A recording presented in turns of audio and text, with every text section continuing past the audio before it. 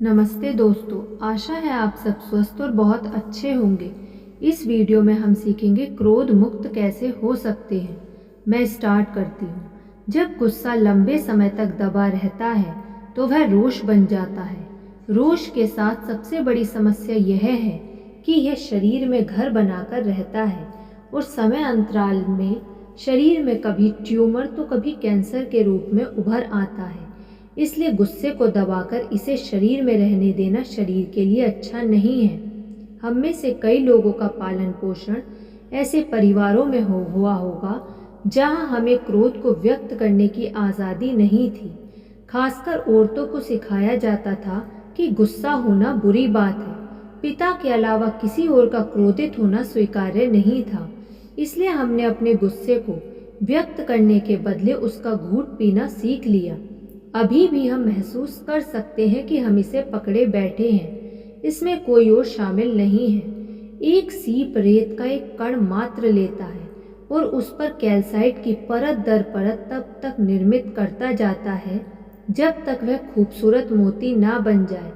ठीक ऐसे ही हम अपनी भावनात्मक चोटों के साथ करते हैं और उन्हें मन में, जैसा कि मैं कहती हूँ, पुरानी फिल्म को बार बार चलाकर पोख्ता करते हैं। यदि हम अपनी चोटों से मुक्त होना चाहते हैं, यदि हम उनसे बाहर आना चाहते हैं, तो अब उनके परे जाने का समय आ गया है। रोष हमारे भीतर काफ़ी गहराई में दबा होता है, इसलिए इसे ख़त्म करने के लिए हमें बहुत मेहनत करनी पड़ती है। एक महिला ने मुझे पत्र लिखा जो तीसरे कैंसर ट्यूमर से पीड़ित थी और उसे ख़त्म करने की प्रक्रिया से गुजर रही थी। उसने अभी भी रोष की परतें समाप्त नहीं की थी और शरीर में नए ट्यूमर पैदा करती रही। मैंने उसे बताया कि अपनी कड़वाहट के प्रति वह स्वयं को सही ठहराती थी। डॉक्टर जितनी आसानी से वह ट्यूमर हटा सकता था, उतनी आसानी से वह क्षमा करने की प्रक्रिया पूरी नहीं कर सकती थी। यदि ये दोनों कार्य हो सकते तो अच्छा होता। डॉक्टर तो ऐसे ट्यूमर या गांठ हटाने में काफ़ी कुशल होते हैं, लेकिन उन्हें फिर से पैदा होने देने से केवल हम ही रोक सकते हैं। कई बार अपनी सोच बदलने के अभाव में हम मरने का विकल्प चुन लेते हैं। हम ऐसे ही हैं। कई बार मैंने पाया कि लोग अपनी भोजन शैली बदलने के अभाव में मर गए हैं। जब यही बात किसी ऐसे के साथ हो जाती है जिसे हम बहुत चाहते हैं तो बड़ा दुखदाई होता है, जबकि हमें उस विकल्प की जानकारी होती है जिसे अपनाकर वे इस दुखांत से बच सकते हैं।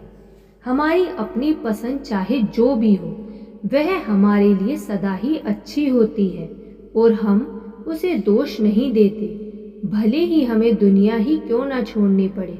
समय आने पर तो हम सभी को दुनिया छोड़नी पड़ेगी, जिसका कोई ना कोई बहाना हमें मिल ही जाएगा।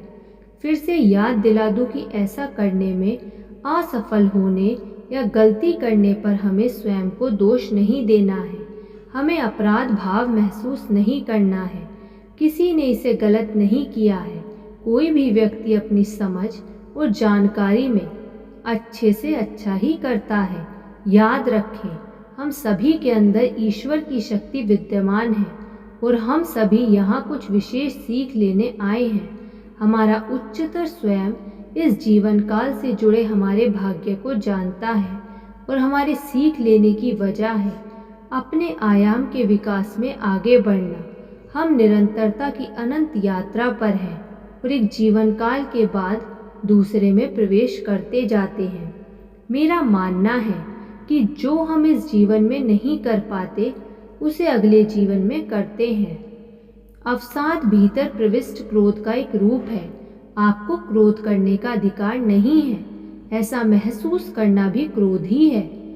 अपने माता पिता या पति पत्नी या नियोक्ता या अच्छे मित्र पर क्रोध करने को आप सही नहीं मानते होंगे, फिर भी आप क्रोध में होते हैं और स्वयं को फंसा हुआ महसूस करते हैं। यही गुस्सा अवसाद बन जाता है। आज बहुत ज़्यादा लोग अवसाद पीड़ित भी इनमें शामिल हैं।